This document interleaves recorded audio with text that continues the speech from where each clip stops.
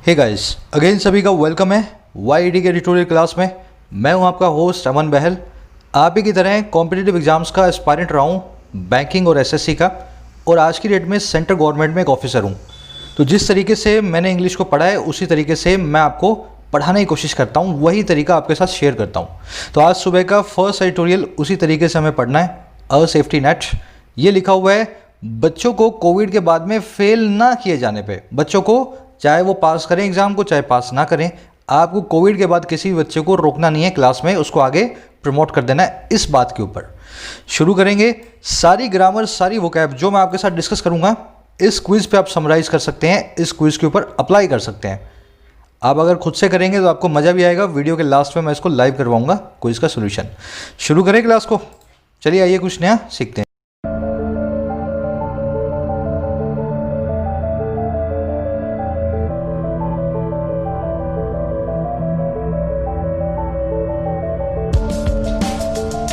कह रहा है अ सेफ्टी नेट, एक सुरक्षा का जाल। नेट मतलब जाल। तो कह रहा है हमें एक सुरक्षा का जाल बिछाना है। और कैसे बिछाना है, कौन बिछाएगा ये? कह रहा है on union education ministry's directive. बात कर रहा है केंद्र सरकार के, यूनियन के एजुकेशन मिनिस्ट्री के, शिक्षा मंत्रालय के डायरेक्टिव की, वहाँ से आए हुए दिशा निर्देशों की। तो शिक्षा मंत्रालय ने, केंद्र सरकार ने कोई डायरेक्टिव दिया होगा, कोई इंस्ट्रक्शन या गाइडलाइन पास ऑन की होगी, जिसके ऊपर ये आर्टिकल पूरा का पूरा बेस्ड है। समझ गए ना? डायरेक्टिव का एक नाउन होता है, इंस्ट्रक्शन गाइडलाइंस इसके सिनोनिम है। चलिए बढ़ते हैं इसके टाइटल पैराग्राफ की तरफ, देखें क्या कहना चाह रहा है। उससे पहले अगर ये सीरीज़ को आप सपोर्ट करते हैं, अगर ये वीडियोज़ आपको वास्तव में हेल्पफुल लगती हैं, तो ज़रूर से इनको एक लाइक दें। आज मैं आपको बड़ा नहीं, सिर्फ 2000 लाइक्स का एक टारगेट देता हूँ, देखते हैं शायद हम पहुँच पाएँ, है ना? ज़रूर से लाइक करें वीडियोज़ को। कह रहे the pandemic has upended schooling and the efforts should be to help the hardest hit। Sentence बहुत अच्छा सेंटेंस है, ध्यान से देखना, ग्रामर रिच सेंटेंस है। कह रहे पेंडेमिक ने अपेंड कर दिया है। अब ये क्या होता है भाई? अप प्लस में एंड। एंड मतलब आखिरी सिरा, एंड होता है ना किसी चीज़ का आखिरी सिरा, और आपने कर दिया उसको अप। हिंदी में बोलते हैं औंधा कर देना, पैर ऊपर सर नीचे। समझ गए ना मेरी बात को? कह रहा पेंडेमिक ने औंधा कर दिया है, अपेंड कर दिया है, इन्वर्ट कर दिया है, कैप्साइज कर दिया है, पूरा उल्टा दिया है स्कूलिंग को। स्कूलिंग का मतलब होता है बच्चों की पढ़ाई, स्कूल में जाके जो पढ़ाई करते हैं।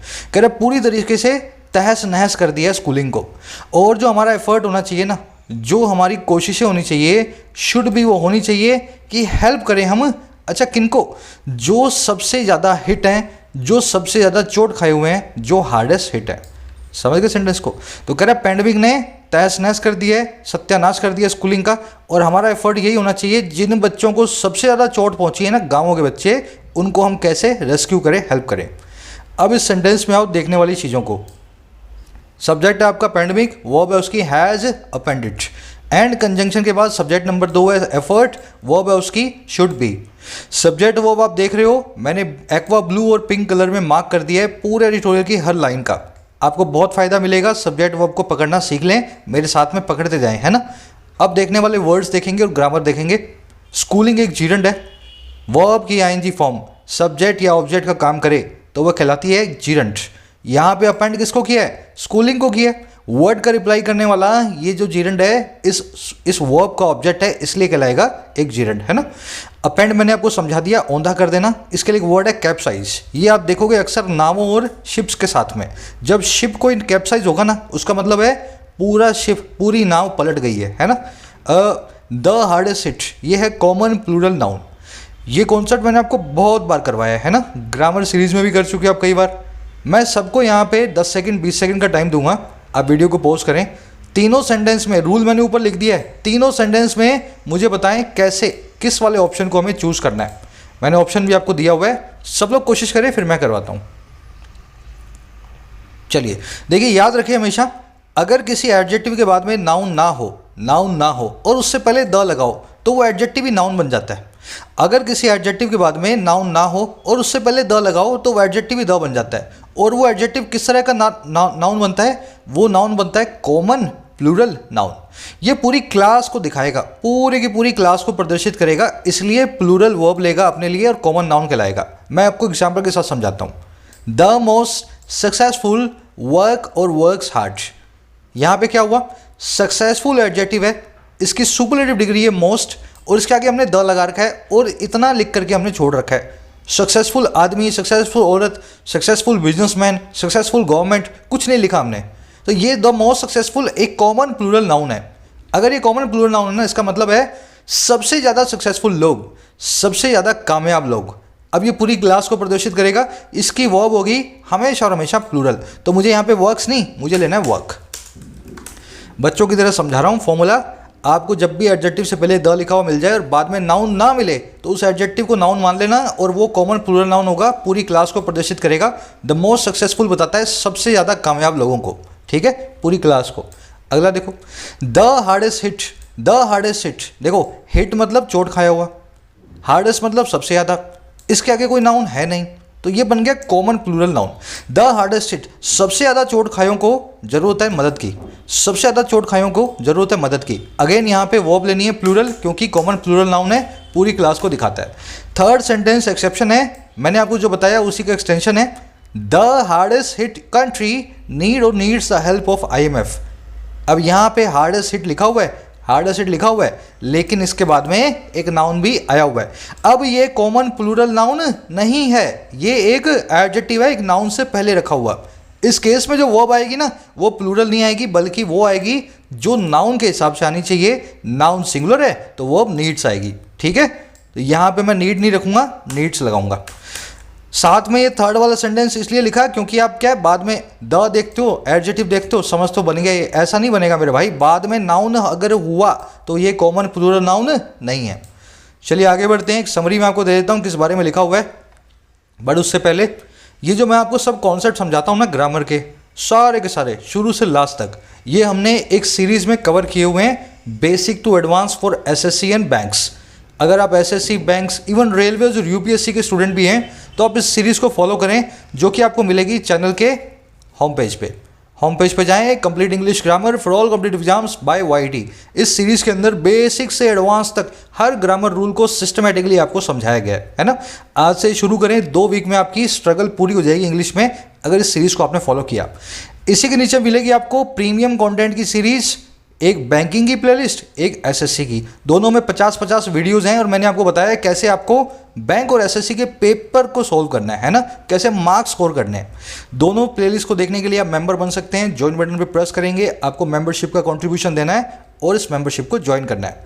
आज या कल में बैंकिंग के लिए, PO वालों के लिए स्पेशल वीडियोस आनी शुरू हो जाएंगी, है ना, PO का जिनका एग्जाम है मेंस का। अब एक समरी मैं आपको दे देता हूँ। समरी ये है कि अभी तक हमारा राइट टू एजुकेशन एक्ट, उसमें ये हमारे पास एक प्रावधान था कि किसी भी बच्चे को 8वीं क्लास तक फेल ना किया जाए, चाहे वो एग्ज़ाम में पास हो चाहे ना हो, उसको आप आगे जो है ना प्रमोट करेंगे। लेकिन 2 साल पहले इस पॉलिसी को सरकार ने चेंज कर दिया। अभी हुआ क्या, जैसी पेंडेमिक आई, अगेन पुरानी वाली पॉलिसी के लिए सरकार ने नोटिफिकेशन निकाला है कि किसी भी बच्चे को हम फेल नहीं करेंगे, क्योंकि कोविड के कारण बहुत सारे बच्चे नहीं पढ़ पाए। हमारा एडिटोरियल क्या कह रहा है it is a welcome move. सरकार ने बहुत ही अच्छा काम किया, क्योंकि बच्चों को इस पॉलिसी की अब ज़रूरत है। बहुत सारे बच्चों के पास इंटरनेट नहीं था, घर पे क्लासेस ले नहीं पाए, अब वो फेल हो जाएंगे तो उनका साल ख़राब हो जाएगा। दूसरी चीज़ कह रहा है आपको एक सर्वे भी करवाना चाहिए और देखना चाहिए गाँवों में जो बच्चे हैं उनकी क्या कंडीशन है, क्या उनको और भी ज़रूरत है, किसी प्रकार की नीड है उनको हेल्प की, अगर है तो उनको आपको देनी है। तो कह रहा है बच्चों पर ध्यान देना, क्योंकि 1 साल बड़ा क्रिटिकल रहेगा बच्चों के लिए आने वाला। बस ये इसकी समरी है। सरकार को अपलोड कर रहा है, साथ में सजेशंस भी दे रहा है। अपलोडिंग एंड सजेस्टिव इसकी टोन्स है ना। शुरू करें। कर the education ministry's directive to the states to launch a mission to avoid large scale dropouts in schools in the coming year, partly by relaxing the detention policy should end the anxiety of millions of students about their academic prospects. कह रहे education ministry का जो directive है, जो हमारे शिक्षा मंत्रालय का दिशा निर्देश है, और किसके लिए, स्टेट्स के लिए, राज्यों के लिए। अच्छा क्या डायरेक्टिव है कि वो लॉन्च करें एक मिशन को, लॉन्च करें वो एक योजना को। अच्छा काय का मिशन, कि हम अवॉइड कर पाएँ, हम बच पाएँ लंबे स्केल पे, बड़े स्केल पे ड्रॉप आउट से, बड़े स्केल पे बच्चों के स्कूल छोड़ने से, है ना, ड्रॉप आउट्स इन स्कूल्स। अच्छा कब, इन द कमिंग ईयर, आने वाले साल में 2021-22 में। अच्छा कैसे होगा ये काम, पार्टली आंशिक तौर पे या आधे तौर पे रिलैक्स करके, आराम दे करके डिटेंशन पॉलिसी को, डिटेंशन पॉलिसी वो पॉलिसी होती है जिसमें अगर आप पेपर पास नहीं करेंगे तो बच्चा उसी क्लास में रह जाता है। कह रहे एक तो आंशिक तौर पे रिलैक्स करके इस पॉलिसी को लगाएं नहीं हम, है ना, बच्चों को फेल करें ही नहीं आप। अच्छा, कह रहे ये जो डायरेक्टिव है ना, जो स्टेट्स के लिए आया था, ये डायरेक्टिव जो है इसको एंड कर देना चाहिए एंग्जाइटी को, परेशानी को, दसियों लाख बच्चों की, मिलियंस ऑफ स्टूडेंट्स की। और किस बारे में? उनके एकेडमिक प्रोस्पेक्ट्स के बारे में, उनके शिक्षा से रिलेटेड संभावनाओं के बारे में, आगे के भविष्य के बारे में। समझ गए मेरी बात? ये मिनिस्ट्री का डायरेक्टिव जो है ना, इसकी वो पढ़िए स्टूडेंट। बस मैं यही समझाना चाह रहा हूँ, स्टेप बाय स्टेप पढ़ो और सब्जेक्ट वर्ब को पकड़ो। डायरेक्टिव को एंड कर देना चाहिए बच्चों की परेशानियों को, उनके शिक्षा से रिलेटेड एकेडमिक प्रोस्पेक्ट की जो चिंताएं उनसे रिलेटेड। और ये डायरेक्टिव है इस चीज़ का कि बच्चों को डिटेन ना किया जाए और लार्ज स्केल ड्रॉप आउट्स को अवॉइड किया जाए। समझ गए? अब देख लेते हैं इसमें देखने वाले वर्ड। सब्जेक्ट वर्ब आप पकड़ रहे हो बाय डिफॉल्ट, है ना, कहने की जरूरत ना पड़े आपको। रिलैक्सिंग यहाँ पे जीरेंड है। बाय प्रपोजिशन का ऑब्जेक्ट वर्ब के एनजी फॉर्म, वर्ब के एनजी फॉर्म सब्जेक्ट या ऑब्जेक्ट बन के आएगी तो क्या कहलाएगी? जीरेंड कहलाएगी, इसलिए जीरेंड का काम करेगा। डिटेंशन पॉलिसी मैंने आपको बता दी। प्रॉस्पेक्ट का मतलब होता है फ्यूचर, पॉसिबिलिटी, संभावनाएं, आगे का भविष्य, है ना, प्रॉस्पेक्ट। चलिए आगे बढ़ते हैं। कह रहे मैनेजिंग स्कूलिंग ड्यूरिंग कोविड-19 has been a challenge with UNESCO estimating that at the end of 2020 about 320 million students were locked out of schools globally. खुद भी पढ़ने की कोशिश किया करो, जैसे मैं पढ़ा रहा हूँ ना आपको, साथ साथ आप भी पढ़ें। कह रहे मैनेज करने का काम है ना जो स्कूलिंग को, मैनेजिंग यहाँ पे एक जीरेंड है और स्कूलिंग भी एक जीरेंड है। ये जीरेंड आपका सब्जेक्ट है और इस जीरेंड की ऑब्जेक्ट है ये वाला जीरेंड, क्योंकि जीरेंड भी नाउन ही होता है ना, तो ये दोनों एक्चुअल में नाउन ही है, कंपाउंड नाउन बने हुए हैं, ऐसा समझ लो आप। कह रहा मैनेज करना स्कूलिंग को, मैनेज करना बच्चों की शिक्षाओं को, और कब? कोविड-19 के दौरान। कह रहा है ये एक चैलेंज, अपने आप में चुनौती। अच्छा, कैसे रही है? यूनेस्को के एस्टिमेट करने के साथ ही, यूनेस्को आप जानते हैं बच्चों की संस्था है जो बच्चों की पढ़ाई पे काम करती है। कह रहे यूनेस्को के अंदाज लगाने के साथ ही दैट वो ये कि 2020 के अंत तक लगभग 3 करोड़ 20 लाख स्टूडेंट्स जो थे, 320 मिलियन स्टूडेंट्स जो थे, वो लॉकड आउट थे, वो बाहर निकले हुए थे। और किससे? स्कूल से, पूरी दुनिया के अंदर। समझ गए ना? 320 मिलियन एक्चुअल में हो गया 32 करोड़, है ना। तो यूनेस्को ने ये एस्टिमेट किया कि 32 करोड़ बच्चे आज स्कूलों से दूर हैं, लॉकड आउट हैं, अपने घरों में बैठे हैं किसी कारण से। इस वजह से एक चैलेंज है स्कूलिंग को कैसे मैनेज किया जाए। अपने आप में बहुत बड़ी बात है, आप जानते हैं ना। चलिए आगे बढ़ते हैं। सब्जेक्ट वो आप पकड़ रहे हैं। South and West Asia are among the regions where students are at highest risk of not returning to schools and tertiary institutions along with sub Saharan Africa. Sentence ध्यान से देखना, इसमें ग्रामर आएगी। कह रहे साउथ और वेस्ट एशिया जो हैं, दक्षिणी और पश्चिमी एशिया जो हैं, वो अमंग द रीजन्स है, उन रीजन्स में से एक है, उन क्षेत्रों में से एक है। अच्छा, कौन से क्षेत्र? जहाँ पे स्टूडेंट्स जो हैं वो सबसे ज़्यादा रिस्क पे हैं नहीं रिटर्न करने के स्कूल्स को। अब जो बच्चे आपने बाहर निकल गए कोरोना से, हो सकता है वो स्कूल कभी लौटे ही ना। तो कह रहे साउथ और वेस्ट एशिया के अंदर ही सबसे ज़्यादा खतरा है कि बच्चे कभी भी स्कूल लौटेंगे ही नहीं, है ना। सबसे ज़्यादा रिस्क यहीं पे है। और कहाँ पे नहीं लौटेंगे? टर्शरी इंस्टीट्यूशंस में। टर्शरी इंस्टीट्यूशंस वो होते हैं जहाँ पे यूनिवर्सिटी की पढ़ाइयाँ होती हैं, जहाँ पे सेकेंडरी और प्राइमरी एजुकेशन के अलावा दूसरी पढ़ाई होती है ना, कॉलेज वगैरह। और किसके साथ साथ? Along with sub Saharan Africa, Africa के साथ साथ ये साउथ और वेस्ट एशिया भी ऐसे ही रीजन्स है। समझ गए? तो कह रहे अफ्रीका में और साउथ और वेस्ट एशिया में बहुत रिस्क है कि ये बच्चे जो हैं 32 करोड़ शायद स्कूल में कभी लौटे ही ना, कभी कॉलेज में आए ना। अब इस सेंटेंस में देखने वाली चीज़ें, साउथ और वेस्ट एशिया की वर्ब है आर, स्टूडेंट्स की वर्ब है आर, है ना। टर्शरी इंस्टीट्यूशंस मैंने आपको बता दिया। देखो टर्शरी मतलब थर्ड, टर्शरी का मतलब क्या होता है? Third. Primary, secondary and tertiary. अब देखो प्राइमरी इंस्टीट्यूशन मतलब 1 से 8वीं क्लास, अगर मैं इंडिया के संदर्भ में बात करूं, है ना, 1st to 8th standard is called primary education. Secondary education मतलब 8 से 10वीं के बाद, या 10वीं 12वीं मान लो आप, सेकेंडरी या हायर सेकेंडरी। और टर्शरी मतलब 12वीं के बाद की एजुकेशन, जब आप कॉलेज में जाते हो, यूनिवर्सिटीज़ में जाते हो, PhD करते हो, है ना, MSc करते हो, जो भी करते हो। तो टर्शरी एजुकेशन मतलब हायर एजुकेशन, ऐसा समझ लें आप। अब इस सेंटेंस में ग्रामर रूल है, मैं आप सभी से पूछूंगा। Eight highest risk, at highest risk, यहाँ पे हाईएस्ट से पहले द क्यों नहीं लगा? हाईएस्ट तो मतलब सबसे ज़्यादा होता है ना, तो द लगना चाहिए ना इससे पहले। एट हाईएस्ट रिस्क, इससे पहले द क्यों नहीं लगा? ये मैं आपको समझा ही देता हूँ एग्जाम्पल्स के जरिए, ताकि आपको समझ में आए। ध्यान से देखना। Elon Musk is richest person in the world. Elon Musk दुनिया का सबसे अमीर आदमी है। इलोन मस्क दुनिया का सबसे अमीर आदमी है, तो द रिचेस्ट आएगा ना। गलती कर दी मैंने यहाँ पे, मुझे यहाँ पे एक्चुअल में द लगाना चाहिए। ठीक है, समझ गए। जब भी आपके पास सुपरलेटिव डिग्री आए एडजेक्टिव की, उसको द से नवाजें, उसको हमेशा द लगा के बताएं, है ना, the richest person in the world. लेकिन सेकंड सेंटेंस को देखो, Elon Musk is world's the richest person. Elon Musk दुनिया का सबसे रिचेस्ट पर्सन है ना, सबसे अमीर पर्सन है। यहाँ पे इस द को निकाला जाएगा। अब क्यों निकाला जाएगा, ध्यान से समझो। इससे पहले एक पजेसिव नाउन पढ़ा है। Possessive noun, possessive adjective. जैसे पजेसिव नाउन है words, Mohan's, Ram's. Possessive adjective होता है माई, आवर, देयर, है ना, इट्स, हर, हिज। तो इनके बाद में कभी भी द नहीं लगता, तो इस केस में जो द है उसको हम निकाल देंगे। द इनके बाद लगता ही नहीं है, चाहे सुपरलेटिव डिग्री की बात हो, चाहे किसी भी चीज़ की बात हो। पजेसिव एडजेक्टिव, पजेसिव नाउन अपने बाद में द नहीं लेते।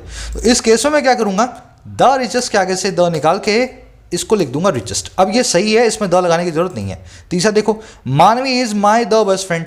अगेन माई पजेसिव एडजेक्टिव है, द को निकाल दो, यहाँ लिख दो मानवी इज माई बेस्ट फ्रेंड।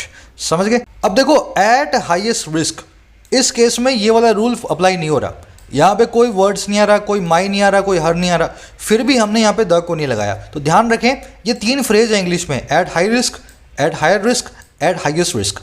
अंग्रेजों ने इनको ऐसे यूज़ किया है, अब इन्होंने एक्सेप्शन बना दिया इसको, इन तीनों फ्रेजेस को एक्सेप्शन बना दिया है। अगर द हाईएस्ट यहाँ लिखोगे तो गलत नहीं होगा, लेकिन अगर एग्जाम में एट हाईएस्ट रिस्क आपको मिल जाए और सेंटेंस में कोई और एरर पड़ी हो, तो ये आपकी एरर नहीं है। समझ गए ना, ये सेंटेंस में अपने आप ही सही हो जाएगा, क्योंकि बोलने के हिसाब से, अंग्रेजों के हिसाब से इन्होंने एक्सेप्शन बना के एट हाईएस्ट रिस्क को एक्सेप्ट कर लिया है ना। तो यहाँ पे द लगाने की आपको कोई खास ज़रूरत है नहीं। समझ गए। ये इसलिए बता रहा हूँ मैं, कभी पेपर में आए तो वहाँ सोच रहे हो सर के हिसाब से तो आना चाहिए था, क्यों नहीं आया। तो ये एक फ्रेज है, इसको आप फ्रेज की तरह ट्रीट करें, एट हाईएस्ट रिस्क। चलिए आगे बढ़ते हैं। Correct assessing the problem is की टू प्लानिंग फॉर 2021।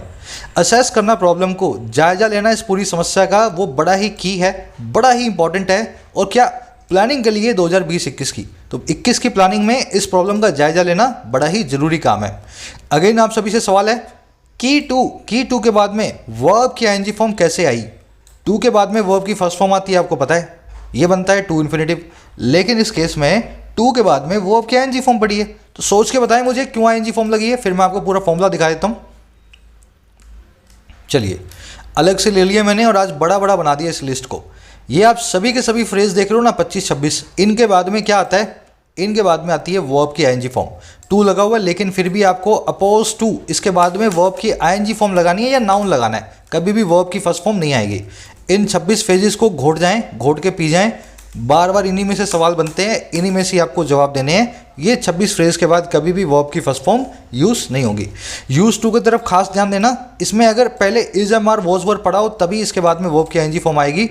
अगर ये ना पढ़े हो तो इसके बाद में वर्ब की फर्स्ट फॉर्म आती है ना। यूज टू का खास ध्यान देना। चलिए आगे बढ़े, सभी फ्रेज का स्क्रीनशॉट ले सकते हैं आप, आगे काम आएंगे आपके। करें the Indian school education system remains top down in making policy which may not advance education reform, but the vast administrative resources can be used to quickly assess the pandemic's impact on students, teachers and schools. कह रहे India का जो education system है वो अभी भी बना हुआ है टॉप डाउन। अच्छा, किस काम में, पॉलिसी को मेक करने में। यहाँ पे पॉलिसी ऊपर से आएगी मिनिस्ट्री से, तभी नीचे स्कूल तक जा करके लगेगी, है ना। हमारा एजुकेशन सिस्टम ऐसा नहीं है जहाँ पे डिस्ट्रिक्ट लेवल पे या स्टेट लेवल पे पॉलिसी बने, सेंटर ही हमेशा ऊपर से पॉलिसी बना के नीचे भेजता है। समझ गए ना। कह रहे ये जो कि हो सकता है एडवांस ना हो, मे नॉट एडवांस, जो हो सकता है आगे ना बढ़े एजुकेशन रिफॉर्म को, है ना, जो इनको हो सकता है आगे ना बढ़ाए। लेकिन जो वास्ट बहुत ही बड़ा एडमिनिस्ट्रेटिव रिसोर्सेज है ना हमारे पास, हर गली गांव कूचे में स्कूल है हमारे पास, है ना, एडमिनिस्ट्रेटिव रिसोर्सेज हैं। कह रहे हैं इनको यूज़ किया जा सकता है, और क्यों, फटाफट असेस करने के लिए पैंडेमिक के इम्पैक्ट को स्टूडेंट्स पे, टीचर्स पे और स्कूल्स पे। कह रहे भले ही हमारा एजुकेशन सिस्टम इस मामले में बिल्कुल ख़राब है, एजुकेशन रिफॉर्म हमेशा ऊपर से हमें लाने पड़ते हैं, हमारे टीचर कभी भी नहीं सोचते रिफॉर्म लाने का। लेकिन इतने टीचर हैं हमारे पास, इतने स्कूल्स हैं कि इनको आज यूज़ करके हम सर्वे करवा लें और फटाफट असेस कर लें इम्पैक्ट को बच्चों पे, टीचर्स पे, स्कूल्स पे इस पैंडेमिक का क्या हुआ। तो इससे हमें पता लगेगा किस स्टेट में क्या पॉलिसी हमारी एजुकेशन के लिए अगले साल होनी चाहिए। समझ गए। वास्ट का मतलब है बहुत बड़ा, एम्पल, बिग, इनॉर्मस, तीनों इसके सिनोनिम है। सेंटेंस सिंपल था, आगे बढ़ेंगे। कह रहे the pandemic year has thus far witnessed apprehensive governments keeping the majority of school instruction online and treading carefully when it comes to reopening campuses। कह रहे जो पैंडमिक ईयर है ना, हैज़ विटनेस, इसने देखा है, इसने साक्षी बना है। विटनेस करना मतलब गवाह बनना। कह रहे इस पैंडमिक ईयर गवाह बना है, इसने देखा है, विटनेस की है 10 फार अभी तक। अच्छा, किसको किसको देखा इसने? एप्रीहेंसिव गवर्नमेंट को, ऐसी सरकारों को जो एप्रीहेंसिव हैं, जो बड़ी फियरफुल हैं, डाउटफुल है, बहुत डर रही हैं बच्चों को स्कूल भेजने से, है ना, स्कूल ही नहीं खोलना चाह रही। कह रहा है अभी इस पैंडमिक ईयर ने एप्रीहेंसिव गवर्नमेंट्स को ही विटनेस किया है। अच्छा, कैसी गवर्नमेंट्स हैं? एक तो एप्रीहेंसिव तो है ही, ये वो गवर्नमेंट्स हैं जो कीप कर रही हैं ज़्यादातर स्कूल इंस्ट्रक्शन को ऑनलाइन, ज़्यादातर स्कूल की पढ़ाई को ऑनलाइन ही करवा रही हैं, है ना, और ट्रेड कर रही हैं, आगे बढ़ रही हैं बहुत केयरफुली, बहुत सावधानी से। जब बात होती है व्हेन इट कम्स टू, जब बात होती है व्हेन इट कम्स टू स्कूलों को रीओपन करने की, कैंपसेस को फिर से खोलने की, समझ गए ना। तो कह रहा है पैंडेमिक ईयर में सरकारें हमें जो दिखी है बहुत ही एप्रीहेंसिव दिखी हैं, सारी इंस्ट्रक्शन ऑनलाइन करवा रही हैं और बहुत ही केयरफुली आगे बढ़ रही हैं, ट्रेड कर रही हैं जब स्कूलों को खोलने की बात होने लगती है। सिंपल सेंटेंस, अब इसके वर्ड्स देखते हैं। एप्रीहेंसिव मतलब जो बहुत ही फियरफुल हो, डरा हुआ हो, शक्की हो, सस्पिशियस हो, है ना, कंसर्न्ड हो, सब एप्रीहेंसिव के सिनोनिम्स हैं। कीपिंग और ट्रेडिंग दो प्रेजेंट पार्टिसिपल एडजेक्टिव्स हैं। सरकारों के बारे में बता रहे हैं, वो सरकारें जो कीप कर रही हैं इस काम को, ट्रेड कर रही हैं केयरफुली, है ना, वो वाली सरकारें जो एप्रीहेंसिव भी हैं और इस तरह के काम भी कर रही हैं। ट्रेड करना मतलब आगे बढ़ना, मार्च करना, धीमे धीमे आगे बढ़ना, है ना, आगे वॉक करना। चलिए आगे बढ़े। When it comes to, when it comes to, again comes to के बाद में रीओपनिंग लिखा हुआ है। क्यों हुआ ऐसा? आ जाओ अपना वाला ये वाली खोल लो। When it comes to, when it comes to जब भी आएगा, उसके बाद में अगर आएगी तो वर्ब की आईएनजी फॉर्म आएगी, है ना, या तो नाउन आएगा या जीरंड आएगा। तो यहाँ पे नाउन तो था नहीं, तो जीरंड था, तो इन्होंने रीओपन को रीओपनिंग कर दिया। ध्यान दें इस पूरी लिस्ट को, बार बार इसमें से क्वेश्चन बनते हैं, ये आप ही के लिए मैंने बना करके रखी हुई है ना। चलो आगे बढ़ते हैं, स्क्रीनशॉट ले लेना इसका जिसको लेना हो। चलो, कह रहे they must prioritise the door to door service needed to identify students who are not in a position to return to classes when schools reopen and whose economic circumstances have changed due to pandemic's impact on their families। Simple sentence, कह रहे इन स्कूलों, इन सरकारों को prioritise करना ही चाहिए, इन सरकारों को प्राथमिकता देनी चाहिए घर घर जाके सर्विस की, डोर टू डोर सर्विस की। अच्छा, कौन से सर्विस हैं जो ज़रूरी हैं, नीडेड हैं आइडेंटिफाई करने के लिए बच्चों को? अच्छा, कौन से बच्चे? जो सही पोजीशन में नहीं है कि वो लौट सकें क्लासेस तक, जिनकी सिचुएशन अब ऐसी नहीं रही कि वो स्कूल में फिर से आए। और कब? जब स्कूल फिर खुलेंगे, व्हेन स्कूल्स रीओपन। कह रहा और वो बच्चे हैं जिनकी इकोनॉमिक सर्कमस्टांसेस, जिनके आर्थिक हालात अब बदल गए हैं कारण से, ड्यू टू पैंडमिक के असर के, पैंडमिक इम्पैक्ट उनकी फैमिलीज़ पे, उनके परिवारों पे। तो कह रहा अब एक ही काम करना है, घर घर जाके सर्वे करवाओ और देखो कौन बच्चा है जो स्कूल आने की पोजीशन में नहीं होगा और कौन बच्चा है जिनके घर में आर्थिक हालात ऐसे हैं कि उनके माँ बाप उनको स्कूल नहीं भेजेंगे। इससे हमें पता लगेगा उन बच्चों को कैसे स्कूल लाया जाए, है ना। पहले उनको देखो वो कौन कौन बच्चे हैं। सिंपल सेंटेंस, सब्जेक्ट वो पकड़ो, आगे बढ़ेंगे। देखने वाला कुछ इसमें है नहीं। कह रहे clearly the priority should be to draw up a database to plan incentives that will prevent dropouts. कह रहे साफ साफ तौर पर, जाहिर तौर पर जो प्रायोरिटी है ना, जो प्राथमिकता है, शुड भी वो होनी चाहिए कि ड्रॉ अप करें, हम बनाएं एक डेटाबेस को, हम फॉर्मुलेट करें एक डेटाबेस को, एक लिस्ट को। अच्छा, क्यों? प्लान करने के लिए इंसेंटिव्स को, प्लान करने के लिए इंकरेजमेंट्स को, जो कि प्रिवेंट करेंगी ड्रॉप आउट्स को, बच्चों को स्कूल से बाहर जाने पे जो है रोकेंगी, है ना, ड्रॉप आउट को प्रिवेंट करेंगी। तो कह रहे अब यही प्रायोरिटी हमारी होनी चाहिए, कैसे इन बच्चों को स्कूल छोड़ने से रोका जाए। ड्रॉप करना मतलब फॉर्मुलेट करना, प्रिपेयर करना, फ्रेम करना, किसी चीज़ को तैयार करना, ड्रॉप करना, है ना। डेटाबेस होती है एक लिस्ट। कह रहा education continues to be covered by a cess on tax and the funds could be deployed in 2021 towards this objective. कह रहा एजुकेशन आज भी कंटिन्यू है, आज भी जारी है, कवर होना सेस के द्वारा हमारे टैक्स पे।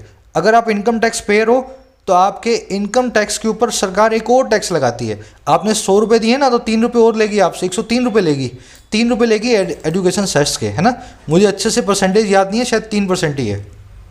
तो कह रहे एजुकेशन आज भी कवर हो रही है इनकम टैक्स पे और दूसरे कई टैक्सेस पे लगने वाले सेस के द्वारा, है ना, सरचार्ज के द्वारा। और कह रहे जो फंड्स है ना, जो ये पैसे आते हैं सरकार के पास, उनको लगाया जा सकता है 2020-21 में इस ऑब्जेक्टिव के लिए, इस काम की तरफ, है ना। डोर टू डोर सर्वे पे इन पैसों को लगा दो। कह रहा कैसे लगाना है? थ्रू द सेंटर समग्र शिक्षा scheme and other covid relief plans. ये लगाना है सेंटर की इस स्कीम के जरिए और दूसरे कोविड-19 रिलीफ प्लान्स के जरिए, है ना। तो जो भी पैसा आपके पास आया, पढ़ाई लिखाई तो इस साल हुई नहीं, बस टीचरों को तनख्वाहें दो और बाकी बचे पैसे को डोर टू डोर सर्वे पे आप लगा के इस चीज़ को असेस करवाओ। समझ गए? बढ़े अगले सेंटेंस की तरफ। चलिए, ये अगला पैराग्राफ है। अब इसमें इसके दूसरे वाले पहलू बताएगा, है ना। कर the irrevocable role played by examinations in determining the fate of students who come from varied backgrounds and preparation has long been criticized for its rigidity, and these arguments were raised afresh when the center removed the no detention policy under RT Act a couple of years ago। पूरे article का सबसे टेढ़ा sentence यही है ना, इसको ध्यान से देखना, इस पर 2 मिनट लगेंगे पूरे। कह रहा है इररिवोकेबल जो लोन है, इररिवोकेबल हर वो चीज़ है जिसको आप रिवोक ना कर पाएँ, जो एक बार हो गई फिर आप कैंसिल ना कर पाएँ। समझ गए ना? जो हो गया सो हो गया, अब उसको बदल ना पाए। कह रहा है इररिवोकेबल या इररिवर्सिबल जो रोल है ना, फिर से ना बदला जा सकने वाले जो भूमिका है। अच्छा, किसकी? एग्जामिनेशंस की, हमारे जो समाज में होने वाले जो है इम्तिहानों की। और किस चीज़ के अंदर? डिटरमिन करने में स्टूडेंट्स के फेट को, निर्धारित करने में स्टूडेंट्स के नसीब को। एक बार एग्ज़ाम हो गया, आप फेल हो गए तो आपका नसीब जो है फूट गया, है ना। इररिवोकेबल रोल जो है प्ले करते हैं एग्ज़ाम हमारे समाज में, भारतीय एजुकेशन सिस्टम में। कह रहे वो स्टूडेंट्स जो आते हैं अलग अलग बैकग्राउंड से, who come from varied backgrounds, और प्रेपरेशन से, तैयारी से। कोई आ रहा है शहर में कोचिंग सेंटर से पढ़ के, कोई गाँव में अपने घर पर सेल्फ स्टडी कर रहा है ना, किताब भी उसके पास ठीक ठाक नहीं है। तो कह रहे ऐसी ना बदले जाने वाली भूमिका जो एग्ज़ाम प्ले करता है स्टूडेंट्स के नसीब में, और वो बच्चे जो अलग अलग तरह के बैकग्राउंड से आते हैं। कह रहे ये जो रोल है ना, ये लंबे वक्त से क्रिटिसाइज़ किया जा चुका है। हैज़ लॉन्ग बीन क्रिटिसाइज्ड, लंबे वक्त से इसको क्रिटिसाइज़ किया गया है, इसकी रिजिडिटी के लिए, इसके कड़वेपन के लिए, है ना, हार्शनेस के लिए। कितना कड़ापन है इसमें, है ना। एग्ज़ाम है, आपको देना है, नहीं दिया तो फेल हो जाओगे, फेल हो गए तो आगे कुछ मिलेगा नहीं, हार्शनेस के लिए। और कह रहे यही आर्गूमेंट्स को रेज किया गया था, यही पूरी बात को फिर से उठाया गया था अफ्रेश, फिर से एक बार, है ना। अफ्रेश मतलब फिर से एक फ्रेश मैनर में। और कब? जब सेंटर ने रिमूव किया नो डिटेंशन पॉलिसी को, और किसके नीचे? आरटी एक्ट के नीचे 2 साल पहले। नो डिटेंशन पॉलिसी सरकार की थी कि किसी को फेल नहीं करना है, किसी को भी किसी क्लास में डिटेन नहीं करना है। इस पॉलिसी को सरकार ने 2 साल पहले रिमूव कर दिया। सरकार ने बोला कर दो फेल, अगर बच्चा नहीं पढ़ता नलायक 6वीं क्लास में भी, तो फेल करके उसको 6वीं में बिठाओ। तो कह रहे जब सरकार ने ऐसा किया था ना 2 साल पहले, तब भी इन आर्गूमेंट्स को फिर से उठाया गया था कि छोटे छोटे बच्चों के जीवन में एग्जामिनेशन उनका नसीब जो है निर्धारित ना करे। लंबा सेंटेंस इसलिए थोड़ा अपने को इसको पीस बाय पीस पढ़ना पड़ा। अब इस सेंटेंस में देखने वाली चीज़ों को देखते हैं। फेट का मतलब होता है नसीब, वेरिड मतलब अलग अलग टाइप का, अफ्रेश का मतलब फिर से एक नए अंदाज में, again in a new way, है ना। अफ्रेश एक एडवर्ब होती है, इसका एक सिनोनिम एडवर्ब होती है अन्यू। अफ्रेश मतलब नए फ्रेश अंदाज में, अन्यू मतलब एक नए न्यू अंदाज में, है ना। दोनों सिनोनिम है एक दूसरे के, अफ्रेश और अन्यू। अब देखो भारी भरकम वर्ड्स को। इररिवोकेबल, जिसको रिवोक ना किया जाए, जिसको कैंसिल ना किया जाए, हो गया जो हो गया, है ना। गोली चल गई तो चल गई। इसी तरह अपने पास वर्ड है इनकॉरिजिबल। ये सारे वन वर्ड्स ही हैं, है ना, इसलिए मैंने एक साथ लिख दिए हैं, आई से शुरू होने वाले। इनकॉरिजिबल मतलब जिसको कोरिज ना किया जा सके। कोरिज वर्ड बना करेक्ट करने से। ऐसा आदमी जिसको आप इंप्रूव ना कर सको। कहते हैं ना यार ये तो आदत से मजबूर है, इसको तो आप कुछ कर ही नहीं सकते, इसने तो पीनी है, सुबह उठ करके पीनी है, इनकॉरिजिबल ड्रिंकर है, इसने तो झूठ बोलना ही बोलना है, चाहे आप कितना भी समझा लो, इनकॉरिजिबल लायर है। समझ गए ना। Something that can not be corrected और इम्प्रूव्ड इज कॉल्ड इनकॉरिजिबल। इसी तरह से इनडिस्पेंसिबल, ऐसी चीज़ जिसको आप डिस्पेंस विद ना कर सकें। डिस्पेंस विद करने का मतलब है किसी चीज़ से छुटकारा लेना। इनडिस्पेंसिबल हर वो चीज़ है जिससे आप छुटकारा नहीं पा सकते हैं, जिसके बिना आपका काम नहीं चलेगा। इसीलिए इनडिस्पेंसिबल को हम बोलते हैं एसेंशियल या नेसेसरी। हर वो चीज़, जैसे मैं बोल दूँ education is indispensable in our lifes. Education एक ऐसी चीज़ है जिसके बिना आप अपनी ज़िंदगियाँ नहीं चला सकते हो। इररेप्रिहेंसिबल, जिसको आप रेप्रिहेंशन ना दे पाएँ, ब्लेम ना डाल पाएँ, ऐसा पर्सन जिसके ऊपर आप कोई भी केस कभी भी ना चला पाएँ। जनरली किसी देश के राष्ट्राध्यक्ष जो होता है ना, किसी देश का राष्ट्रपति, प्रेसिडेंट, जिसको आप कोर्ट में नहीं ले जा सकते हो जब तक वो गद्दी पे बैठा है, वो कहलाता है इररेप्रिहेंसिबल। लास्ट में एक वर्ड है इनकमेंसुरेबल, जिसको आप कमेंसुरेट ना कर पाएँ या मेंसुरेबल ना हो, जिसको आप नाप ना पाएँ, जिसको आप जो है जिसका हाइट वेट क्वांटिटी जो है ना जिसकी ना ले पाएँ, ऐसी चीज़ कहलाती है इनकमेंसुरेबल। तो इस सारे के सारे वर्ड्स को नोट करें, वन वर्ड्स हैं, इनसे शुरू होते हैं इसलिए एक साथ लिया मैंने इनको। चलिए आगे बढ़ते हैं। कह रहे हाँ कहाँ चला गया, कह रहे in the year of the virus asymmetries amongst groups of students stand aggravated and any detention would be illogical and unjustified। कह रहे इस वायरस के साल में 2021 में जब वायरस आया हुआ है 2021 में, जो एसिमेट्रीज है ना, जो इनइक्वालिटीज़ हैं, जो असमानताएं हैं, जो असंतुलन है, और किसके बीच में, ग्रुप्स ऑफ स्टूडेंट्स के बीच में, स्टूडेंट्स के जत्थों के बीच में, कह रहे ये अभी और ज़्यादा एग्रावेट हो गई हैं और ज़्यादा ख़राब हो गई हैं। पहले असमानताएं बहुत थी, अब इस कोरोना काल के अंदर असमानताएं और ज़्यादा बढ़ गई हैं, क्योंकि इंटरनेट जो है ना, डिजिटल डिवाइड जो है, उसकी वजह से कई बच्चों के पास अच्छी एजुकेशन आई, कईयों के पास नहीं आई, है ना, और ज़्यादा एग्रावेट हो गई हैं। कह रहा और कोई भी डिटेंशन अगर आप करेंगे, किसी भी बच्चों को आप फेल करेंगे, वो पूरी तरह इलॉजिकल भी होगा और अनजस्टिफाइड भी होगा। उसमें ना तो कोई लॉजिक होगा, ना कोई जस्टिफिकेशन होगा, है ना। बच्चे के पास इंटरनेट नहीं है, स्मार्टफोन नहीं है, पढ़ नहीं पाया और आपने फेल कर दिया, तो बिल्कुल ही लॉजिकल और अनजस्टिफाइड बात होगी। समझ गए। एसिमेट्री आप जानते हैं, इनइक्वालिटी हो, इम्बैलेंस हो, एग्रावेट मतलब किसी चीज़ का और ख़राब होना, डिटीरियोरेट होना, एक्सेस्परेट होना, एग्रावेट होना, है ना। Correct particular mention should be made of the situation of girls whose enrollment in higher number has been achieved over the years with considerable effort, as well as children in less urbanized states where access to schools is weak। Correct particular mention बनाया जाना चाहिए, खास बात की जानी चाहिए, और किसकी, सिचुएशन की, गर्ल्स की, है ना, गर्ल्स की सिचुएशन के बारे में, जिनका जो इनरोलमेंट है हाई नंबर में, जिनका जो दाखिला है बड़ी संख्या में अचीव किया जा चुका है, उसको हासिल हमने कर लिया है कई सालों के दौरान और बहुत सारे एफर्ट्स के साथ, कंसिडरेबल एफर्ट्स के साथ। तो कह रहे खास मेंशन इन लड़कियों का किया जाना चाहिए जिनको बड़ी मुश्किल से हम स्कूलों तक खींच के लाए हैं, है ना, हाई नंबर में जिनको हमने दाखिला करवाया स्कूलों में, और साथ ही साथ खास करके उन चिल्ड्रन का जो लेस अर्बनाइज स्टेट्स में है, जो ऐसी स्टेट्स में जहाँ पे अभी अर्बनाइजेशन नहीं हुआ है ना, बड़े शहर नहीं है, और जहाँ पे स्कूलों का एक्सेस जो है, स्कूलों की उपलब्धता जो है बहुत ही वीक है, बहुत ही कमज़ोर है। तो कह रहे इनका भी खास हमें ध्यान देना है, ऐसी लड़कियों का और ऐसे बच्चों का इस तरह की खास स्टेट्स में। समझ गए। सिंपल सेंटेंस, आगे बढ़ें। एक्सेस के बाद में हमेशा टू आता है, फिक्स प्रपोजिशन है। कह रहा when the pandemic had still not swept India in February last year, education minister Ramesh Pokhriyal said among the reasons for children remaining out of school or dropping out were poverty, economic reasons and ill health। कह रहे जब pandemic ने अभी भी SVEEP नहीं किया था, जब पैंडेमिक ने अभी भी कवर नहीं किया था, अभी भी पूरी तरह से जो है ना झाड़ू नहीं लगाई थी इंडिया में फरवरी के अंदर लास्ट ईयर, अभी तक पैंडेमिक पूरी इंडिया में फैली नहीं थी पिछले साल की फरवरी तक। कह रहे तब भी जो हमारे एजुकेशन मिनिस्टर थे मिस्टर पोखरियाल, उनका ऐसा कहना था, उन्होंने कहा कि जो पॉवर्टी है ना, और जो इकोनॉमिक रीजन्स है, और जो ख़राब हेल्थ है, कह रहे ये तीन ही रीजन्स हैं, है ना, गरीबी, पॉवर्टी, इकोनॉमिक रीजन्स और ख़राब हेल्थ। कह रहे यही थे उन रीजन्स में से एक रीजन्स जो हैं बच्चों के रहने के स्कूल से बाहर, आउट ऑफ स्कूल, और ड्रॉप करने के स्कूल से बाहर जाने को। तो इन साहब ने ऐसा कहा था फरवरी में पैंडेमिक आने से पहले भी कि यही तीन चीज़ें जिसकी वजह से बच्चे बाहर रहते हैं, स्कूल में नहीं जा पाते हैं, है ना। यहाँ पे अमंग प्रेपोजिशन है, क्लोज अमंग से शुरू हुआ प्रेपोजिशन से, तो क्लोज को हमने इन्वर्ट कर दिया, वर नाम की हेल्पिंग वर्ब को या मेन वर्ब को सेंटेंस के सब्जेक्ट से पहले लाए। इन्वर्जन पे मैं अलग से 2 क्लासेस कर चुका हूँ, आपको पता है, कई बार मैंने आपको उनके लिंक भी दिए हैं, कोशिश करूंगा आज भी डाल दूं कमेंट सेक्शन में, है ना। इन्वर्जन कब करना है, कैसे करना है, उन क्लासेस में अच्छे से समझाया मैंने। चलिए आगे बढ़े। स्वीप करने का मतलब होता है झाड़ू लगाना। जो स्वीपर होता है ना, स्वीपर सफाई वाला, वो स्वीपिंग करता है ना, वहीं से हमने स्वीप नाम की वर्ड से स्वीपिंग नाम का वर्ड बनाया है। जब आप झाड़ू लगाते हैं तब भी आप स्वीप करते हैं, और झाड़ू लगाते हो तो आप कवर करते हो ना ग्राउंड को। आप पूरे कमरे में झाड़ू लगा रहे हो तो पूरा कमरे की फर्श को कवर करोगे, तो स्वीप का दूसरा मीनिंग होता है कवर करना, वहीं से इसका मीनिंग निकला दूसरा, कवर करना, है ना।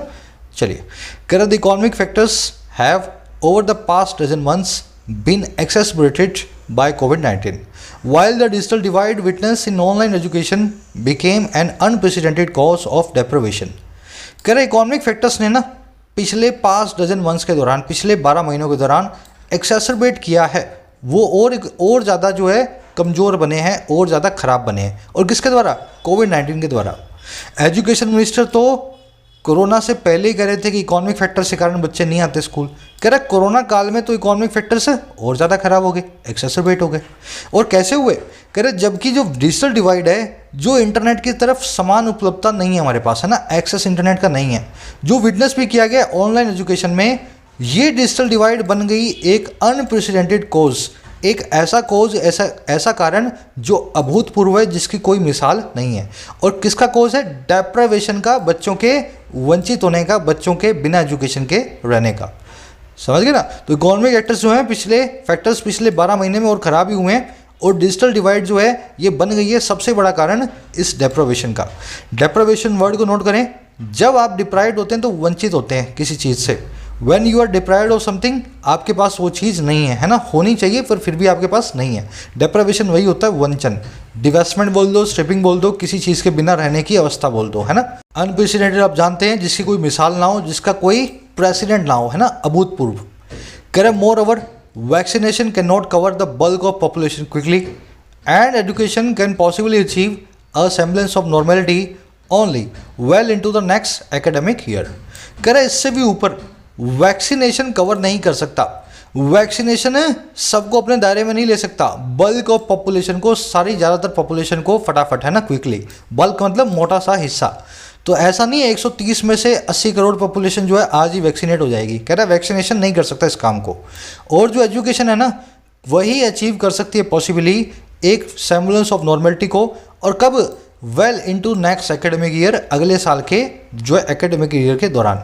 तो कह रहा है सेम्बलेंस को, एक दिखावे को, नॉर्मेलिटी का जो है ना एजुकेशन में, अगले साल ही आएगा।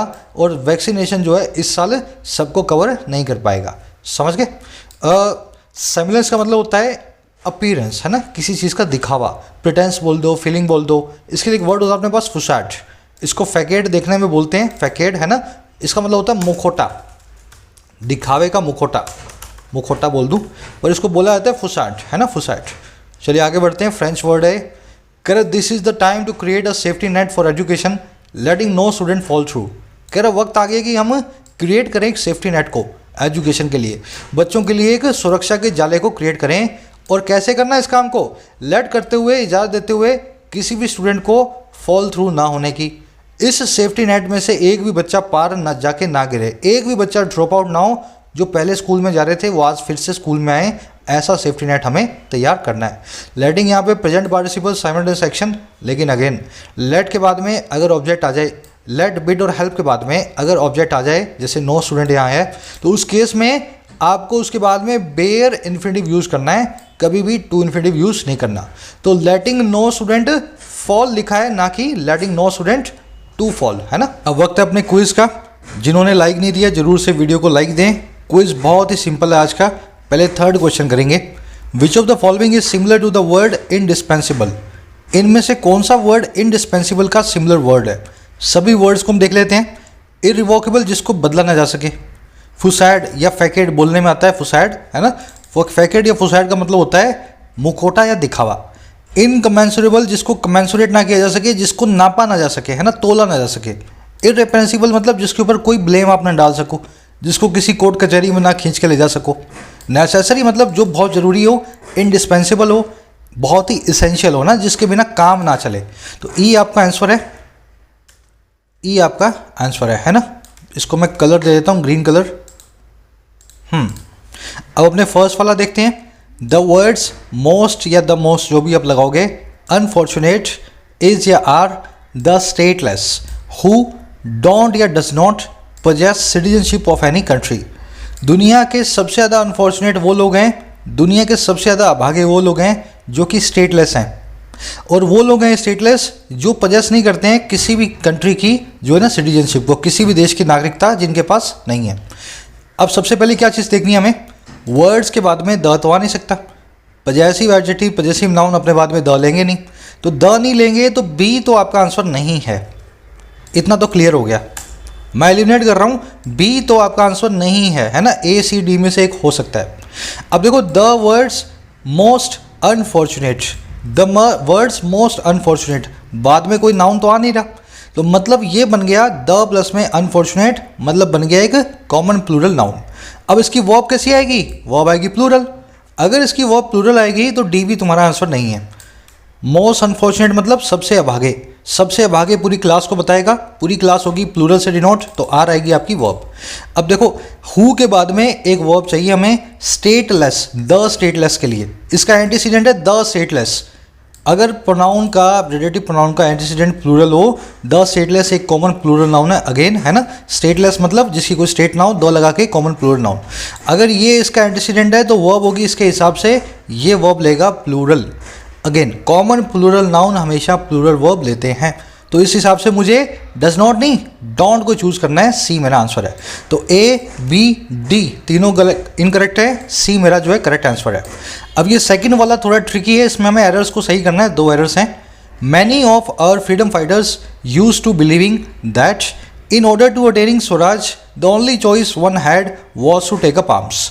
हमारे बहुत सारे स्वतंत्रता सेनानी ऐसा माना करते थे, यूज टू बिलीविंग थे, ऐसा मानते थे कि स्वराज पाने के लिए किसी भी आदमी के पास एक ही चॉइस है कि वो हथियार उठा ले। अब देखो करना क्या इसमें, यूज टू इसके बाद में वर्ब की एनजी फॉर्म आती है, लेकिन हमारा फॉर्मूला क्या कहता है, यूज टू कब कौन सा, is am are was verb के बाद आने वाला यूज टू, जिसमें यूज एक एडजेक्टिव होता है ना। यहाँ पे जो यूज टू आता है ना, यूज टू इसके बाद में आता है वर्ब की एनजी फॉर्म। क्या इससे पहले is am are was verb आ रहा है, नहीं आ रहा।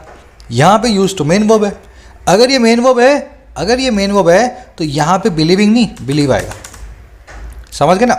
यहाँ पे is am are was verb होता तो बिलीविंग करेक्ट था, यूज टू के बाद में वर्ब की एनजी फॉर्म आएगी। लेकिन अगर नहीं आ रहा है ना तो इस यूज टू के बाद में वर्ब की फर्स्ट फॉर्म ही लगाओ जो 2 प्लस में V1 लगती है। तो एक तो आपकी एरर हो गई ये वाली। दूसरी एरर ये है मेरे भाई, इन ऑर्डर टू के बाद कई लोगों को लगता है जीरंड आएगा, लेकिन इन ऑर्डर टू को आप कहीं भी नहीं देखोगे इस पूरी लिस्ट में। इन ऑर्डर टू कहीं भी नहीं है। इन ऑर्डर टू के बाद में वर्ब की एनजी फॉर्म का कोई फॉर्मूला हमारे पास नहीं है। यहाँ पे अटेन लगाएं ना कि अटेनिंग।